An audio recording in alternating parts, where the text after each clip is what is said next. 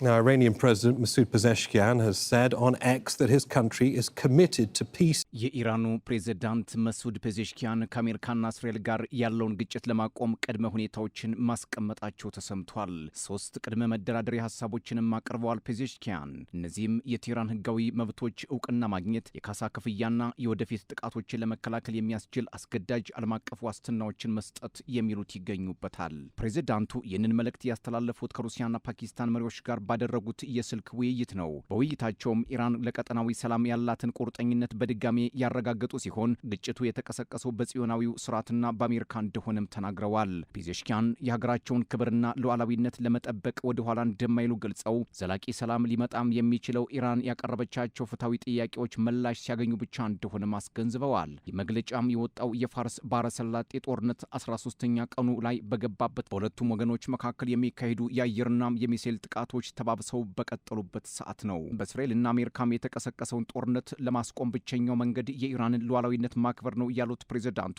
ይህንን አቋማቸውን የገለጹት እየተባባሰ የመጣውን ግጭት ተከትሎና ቴህራን በቀጠናው ካሉ አጋሮቿ ጋር የምታደርገውን ዲፕሎማሲያዊ ጥረት በጀመረችበትም ወቅት ነው። ኢራን ለቀጠናዊ መረጋጋት ያላትን ቁርጠኝነት በድጋሚ በማረጋገጥ ቴህራን ያላንዳች ትንኮሳም የተሰነዘረ ጥቃት ስትል ለምትገልጸው ድርጊት ተጠያቂነት እንዲሰፍንም አሳስባለች። እነዚህ ዲፕሎማሲያዊ ግንኙነቶች ኢራን ላላት አቋም ዓለም አቀፋዊ ድጋፍ ለማግኘት የምታደርገውን ጥረትም የሚያንጸባርቁ ናቸው። ቴህራን በእስራኤል ላይ እንዲሁም የአሜሪካ ወታደራዊ ቁሳቁሶች በሚገኙባቸው በዮርዳኖስ በኢራቅና በባህረ ሰላጤው ሀገራት ላይ የድሮንና የሚሳኤል ጥቃቷንም እየሰነዘረች ነው። ይህ ድርጊት በዓለም አቀፍ የነዳጅ ገበያ ላይ መስተጓጎል የፈጠረ ሲሆን ግጭቱ ወደ ሰፊ ቀጠናዊ ጦርነት ሊያመራ ይችላል የሚል ከፍተኛ ስጋትም አንግሷል። የኢራን አሜሪካና እስራኤል ውጥረትን ተከትሎ ቱርክ እነዚህን ክስተቶች በቅርበት እየተከታተለች መሆኑንም ከአንካራ የሚወጡ መረጃዎች አሳይተዋል። እየተስፋፋም የመጣው ጦርነት በቱርክ ምስራቃዊና ደቡባዊ ድንበሮች ላይ ያለውን መረጋጋት አደጋ ላይ የሚጥል በመሆኑ አንካራ በቀጠናው ካላት ሚዛናዊ ግንኙነት አንጻር ውስብስብ የዲፕሎማሲ ፈተና ተጋርጦባታልም እየተባለ ነው።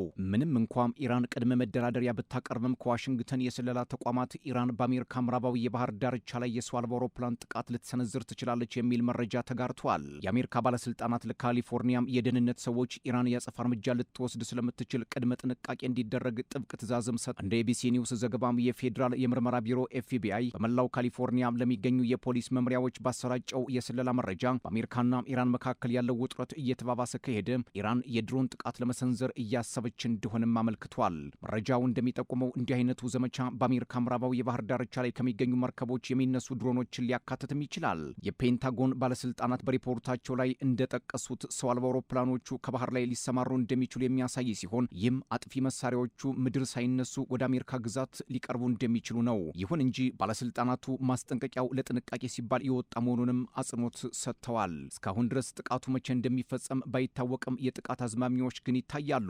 ይህ መረጃም ለፔንታጎን እጅግ ስጋት የፈጠረ መሆኑም እየተነገረ ነው። ወታደራዊ እርምጃዎቹ በመካከለኛው ምስራቅ በተለያዩ ግንባሮች እየተስፋፉ በመምጣታቸው ውጊያው ወደ ሰፊ ቀጠናዊ ጦርነት ሊያመራም ይችላል የሚል ስጋት ጋርጧል። በተለይ አሁን ኢራን በምዕራባዊ ካሊፎርኒያ ጥቃት ልትሰነዝር ትችላለች የሚለው ያልተገመተ በመሆኑ አሜሪካና አጋሮቿን ያስደነገጠ ክስተት ሆኗል። ይህ መረጃ መውጣቱ ደግሞ በኮንግረስ ውስጥ ለሚገኙ ዲሞክራቶች በተደጋጋሚ ዓላማም የሌለው ጦርነትና ትራምፕ ተኮር ዘመቻ እያሉ ሲያብጠለጥሉት ስለነበር አሁንም ሌላ ትራምፕ ለመሸንቆጥ እድል ሲያገኙ እንደማይቀር ተንታኞች እየተናገሩ ነው። ዛሬም አሜሪካና እስራኤል በኢራን ውስጥ ከፍተኛም የአየር ድብደባ ማድረጋቸውን የቀጠሉ ሲሆን የሚሳኤል የሰው አልባ አውሮፕላንና የባህር ላይ ጥቃቶች ወደ ሊባኖስ፣ ኢራቅና በርካታም የባህር ሰላጤው ሀገራት ተሰራጭተዋል። ከዚህም በተጨማሪ በሆርሙዝ የባህር ሰርጥ በሚደረገው የነዳጅ ማጓጓዣ እንቅስቃሴ ላይ መስተጓጎልም ተፈጥሯል። የእስራኤል ጦር በቴህራንና በአካባቢው በሚገኙ ወታደራዊና ኢንዱስትሪ ተቋማት ላይ አዲስ የጥቃት ማዕበል መክፈቱንም ይታወቅልኝ ብለዋል። የኢራን መገናኛ ብዙሃን እንደዘገቡት ከሆነ በደቡባዊና ሰሜናዊ ቴህራን በሚገኙ የጸጥታ ተቋማት ላይ በተሰነዘረ የሰው አልባ አውሮፕላን ጥቃት የጸጥታ ኃይሎችና የባሲጅ ሚሊሻ አባላት ሕይወታቸው አልፏል። ሌሎች ጥቃቶች ደግሞ ከቴህራን በስተደቡብ በሚገኘው ሮባት ካሪም የኢንዱስትሪ ቀጠናና በኢስፋን ግዛት በምትገኘው ካሻን ከተማ ላይ ያነጣጠሩ እንደነበሩ የቴህራን ሚዲያዎች አላስተባበሉም ነው የተባለው። በሌላ በኩል የአሜሪካ ማዕከላዊ ሴንትኮም ዘመቻው ከተጀመረ አንስቶ ሚሳኤልና ድሮን የሚያመርቱ ተቋማትን ጨምሮ በኢራን ውስጥ ከ5500 በላይ ኢላማዎች መውደማቸውን ገልጿል። እዙ አክሎም የኢራን አብዮታዊ ዘብ ንብረት የሆነች አንዲት መርከብ መውደሟንም በሪፖርቱ ላይ አመላክቷል። አብዮታዊ ዘቡ ወደ እስራኤል የሚሳኤል ጥቃት ሰንዝሯል። በሌላ በኩል የእስራኤል መገናኛ ብዙሃን በ3 ሰዓታት ውስጥ ብቻ ከሊባኖስ 150 ገደማ ሮኬቶች መተኮሳቸውን አልሸሸጉም። ሂዝቦላህ በአንድ ቀን ውስጥ 38 ወታደራዊ ኦፕሬሽኖችን ማከናወኑን የገለጸ ሲሆን ሲሆን በእስራኤል የጦር ሰፈሮችና ይዞታዎች ላይ በደርዘን የሚቆጠሩ ሮኬቶችንና ድሮኖችን መተኮሱንም አስታውቋል። የእስራኤል ጦር በበኩሉ ወደ ግዛቱ የገቡ በርካታ ተተኳሾችን ማክሸፉን ገልጿል። የሰላጤው ጦርነት ወደ ኢራቅም ገብቷል። ከሶሪያ ድንበር አቅራቢያ በምትገኘው አልቃኒም የኢራን ደጋፊ በሆነው የህዝባዊ ንቅናቄ ኃይል ዋና መስሪያ ቤት ላይ በተሰነዘረም የአየር ጥቃት የሰው ህይወት መጥፋቱን ምንጮች ገልጸዋል። በተጨማሪም በሰሜናዊ ኢራቅ ኩርኩክ በተፈጸመ ሌላ ጥቃት 2 የሚሊሻ አባላት ህይወታቸው አልፏል። በተመሳሳይ በኢራቅ የኩርዲስታን ክልል የምትገኘው የአርቢል ከተማ ሌሊቱን ሙሉ የድሮን ጥቃት ወርዶባታል። በባግዳድ የሚገኘው የአሜሪካ ኤምባሲም በኢራቅ ውስጥ አሜሪካውያን በሚያዘወትሩባቸው ቦታዎች ላይ ጥቃቶች ሊሰነዘሩ እንደሚችሉ በማሳሰብ ጥብቅ